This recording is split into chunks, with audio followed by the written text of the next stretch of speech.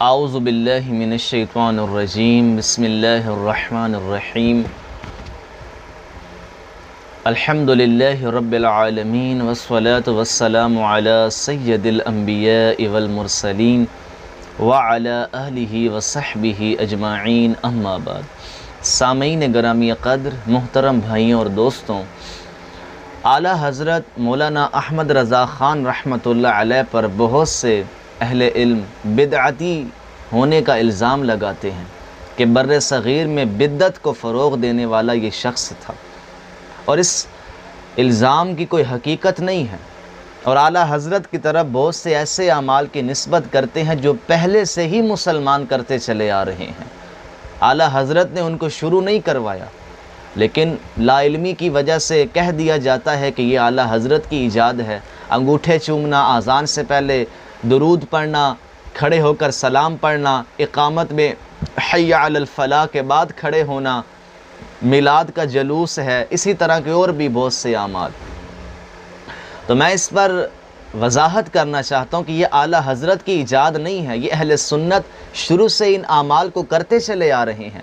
آج اگر کسی نے چھوڑ دیا ہے اور دلیل کی بنیاد پہ چھوڑا ہے تو میں ہرگز یہ نہیں کہتا کہ وہ سنیت سے خارج ہو گیا، لیکن جو فضول ایک تعصب کی بنیاد پر اعلیٰ حضرت کی طرف ان اعمال کی نسبت کر رہا ہے اور اس کا مقصود یہ ہے کہ یہ بدعتی ہیں، تو اصل میں اس کا مقصود ان اعمال سے جان چھڑانا ہے، تو پھر تو ہم اس پہ شک کریں گے کہ وہ سنی ہے کہ نہیں ہے۔ تو بہرحال سنی حضرات شروع سے یہ اعمال کرتے چلے آ رہے ہیں، اور اعلیٰ حضرت نے بھی ان اعمال کو کیا۔ سارے اہل سنت کے ہاں یہ اعمال ہوتے ہیں، لیکن یہ سنی ہونے کے لیے ضروری نہیں ہے۔ کوئی یہ نہ سمجھے کہ سنی ہونے کے لیے یہ اعمال ضروری ہیں۔ آپ نے چونکہ بدعتی کا الزام لگا دیا اعلیٰ حضرت پر کہ یہ اعمال شروع ہی انہوں نے کیے تھے، ہرگز ایسا نہیں ہے۔ آپ نہیں کرتے کوئی مسئلہ نہیں، لیکن خام خواہ اعلیٰ حضرت کی طرف ان معمولات کی نسبت کیوں کر رہے ہیں؟ اعلیٰ حضرت کیا بدعتی تھے آپ کی نظر میں؟ تو آئیے دیکھ لیتے ہیں۔ اہل سنت کے بڑے بڑے ائمہ نے ان اعمال کو اپنی کتابوں میں لکھا ہے، پھر کیا وہ بھی بدعتی تھے؟ یہ اعمال پہلے سے چلے آ رہے ہیں، پابندی آپ لوگوں نے لگائی ہے۔ انگوٹھے چومنا، آقا علیہ السلام سے روایت ہے کہ جو شخص ہمارا نام آذان میں لے، ہمارا نام آذان میں سنے اور اپنے انگوٹھے آنکھوں پر رکھے تو ہم اس کو قیامت کی صفوں میں تلاش فرمائیں گے اور اس کو اپنے پیچھے پیچھے جنت میں لے کر جائیں گے۔ تفسیر روح البیان کے اندر لکھا ہے،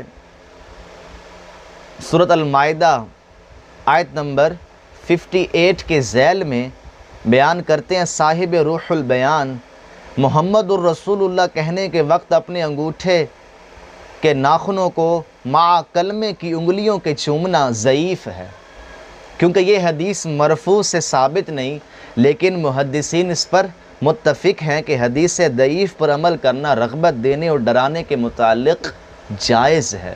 حدیث ضعیف ہے پر اس پر عمل ہو سکتا ہے۔ اسی طرح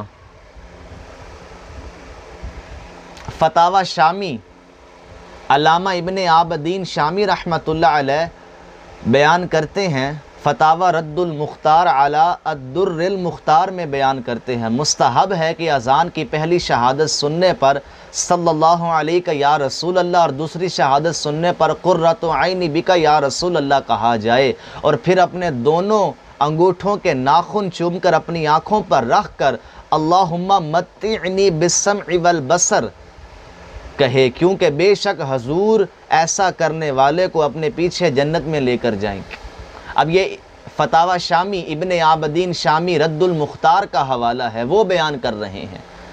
علامہ طحطاوی حنفی بیان کرتے ہیں، کوہستانی نے کنز العباد سے نقل کیا ہے کہ بے شک جب اذان میں پہلی بار اشہد ان محمد الرسول اللہ سنے تو اس کے جواب میں صلی اللہ علیہ یا رسول اللہ کہے، اور دوسری بار سنے تو دونوں انگوٹھوں کے ناخن چومتے ہوئے کہے قرۃ عین بک یا رسول اللہ، اللہم متعنی بالسمع والبصر، ایسا کرنا مستحب ہے، بے شک حضور نبی اکرم ایسا کرنے والے کو جنت میں اپنے ساتھ لے کر جائیں گے۔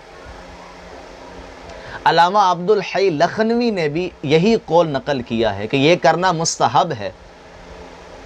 تو بھائیوں اور دوستوں، اب آپ ہی بتائیں، اہل سنت کے معتبر فتاوی جات میں یہ عمل بیان کیا گیا ہے اور اسے مستحب کہا گیا ہے۔ اب یہ اہل سنت کی بات ہے، اعلیٰ حضرت نے اگر ایسا کیا ہی ہے تو انہی کتابوں سے اس کی دلیل لی ہے، اور کوئی انہوں نے شروع نہیں کیا، پہلے سے ہی لوگ اس کو کر رہے ہیں، تو وہ بدعتی کیسے ہو گئی؟ یا پھر ان پر بھی بدعتی ہونے کا فتویٰ لگایا جائے۔ اب اسی طرح اقامت میں کب کھڑا ہوا جائے، اس عمل کو بھی اعلیٰ حضرت کی طرف منسوب کر دیتے ہیں کہ یہ ان کی بدعت ہے، ان کا ایجاد کردہ طریقہ ہے۔ آئیے، کیا اہل سنت کی متقدمین کتابوں میں، جو متقدمین ائمہ گزرے ہیں کتابوں میں، کہ یہ بات ملتی ہے؟ بالکل ملتی ہے۔ یہ مسئلہ احناف کا ہے۔ احناف کے نزدیک حی علی الفلاح جب کہہ لیا جائے اس وقت کھڑے ہونا سنت مستحبہ ہے، اور اگر سنت بھی اس کو کہہ لیا جائے تو کوئی حرج نہیں۔ اہل سنت کی فقہ حنفی کی معتبر کتابوں میں یہ موجود ہے کہ اس وقت کھڑا ہوا جائے جب مؤذن حی علی الفلاح کہہ لے اقامت کے دوران۔ تو یہ تو پہلے سے مسئلہ موجود ہے، پابندی تو آج لگائی جا رہی ہے۔ عمدۃ القاری میں صاحب عمدۃ القاری حضرت انس کے حوالے سے بیان کرتے کہ سیدنا انس رضی اللہ تعالی عنہ حی علی الفلاح پر کھڑے ہوتے تھے اقامت میں، اور حشام بن عروہ کے حوالے سے بیان کرتے کہ حشام بن عروہ اس سے پہلے کھڑے ہونے کو مکروہ جانتے تھے۔ عمدۃ القاری علامہ ابو بکر بن مسعود کاسانی بدایع ثنائے میں بیان کرتے ہیں کہ یہ مستحب ہے کہ حی علی الفلاح پر کھڑا ہوا جائے، اور رد المختار میں علامہ ابن عابدین شامی نے 14 کتابوں کا حوالہ دے کر ثابت کیا ہے کہ یہ مستحب عمل ہے کہ حی علی الفلاح پر کھڑا ہوا جائے۔ تو یہ اعمال تو پہلے سے کتب میں موجود ہیں، آج پابندی لگائی جا رہی ہے۔ یا تو ان کتابوں کی طرف دھیان نہیں ہے، یا اعلیٰ حضرت کی ایجاد کیسے ہے؟ خام خواہ بدعتی کا الزام اعلیٰ حضرت پہ لگا دیا۔ ان مسائل پر آپ بات کریں ہم سے۔ اعلیٰ حضرت نے ایسا کوئی طریقہ ایجاد نہیں کیا جو قرآن و سنت سے ثابت نہ ہو۔ یہ مسائل پہلے سے بیان کیے جا رہے ہیں اور پہلے سے کتابوں میں موجود ہیں، آپ کو نئے لگ رہے ہیں چونکہ آپ نے پڑھا نہیں ہے۔ تو اب آخری 2 باتوں کا جواب دے کر انشاءاللہ مجلس کو وائنڈ اپ کرتے ہیں۔ نعرہ یا رسول اللہ کہتے ہیں کہ یہ بھی اعلیٰ حضرت کی ایجاد ہے اور یہ بدعت ہے۔ بھائی یہ بھی پیچھے اس کا ثبوت ملتا ہے کہ یا محمد کہنا، یا رسول اللہ کہنا کوئی ناجائز نہیں ہے۔ اس کی اگر آپ دلیل کے طور پہ بات کرنا چاہتے ہیں تو آپ سن لیں کہ سیدنا عبداللہ ابن عمر رضی اللہ تعالی عنہ کا پاؤں سن ہو گیا۔ عبد الرحمن بن سعد بیان کرتے ہیں کہ عبداللہ بن عمر کا پاؤں سن ہو گیا، تو میں نے پوچھا کیا ہوا، تو آپ فرمانے لگے پٹھے اکڑ گئے ہیں۔ تو عبد الرحمن بن سعد بیان کرتے ہیں میں نے کہا جو ہستی آپ کو سب سے زیادہ محبوب ہے اس کا نام لیجئے۔ عبداللہ ابن عمر نے حضور کو بلند آواز سے پکارا یا محمد، دوسرے لمحے ہی ان کا پاؤں ٹھیک ہو گیا۔ تو یہ نعرہ تو خود صحابہ کرام کا نعرہ ہے، آپ کہتے ہیں اعلیٰ حضرت نے ایجاد کیا ہے۔